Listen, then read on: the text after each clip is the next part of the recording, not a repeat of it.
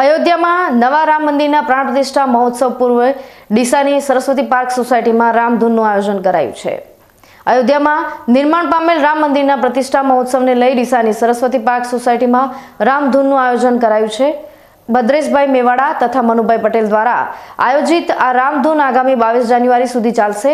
આ રામધૂનમાં સ્થાનિક લોકો બહોળી સંખ્યામાં ભાગ લઈ રહ્યા છે।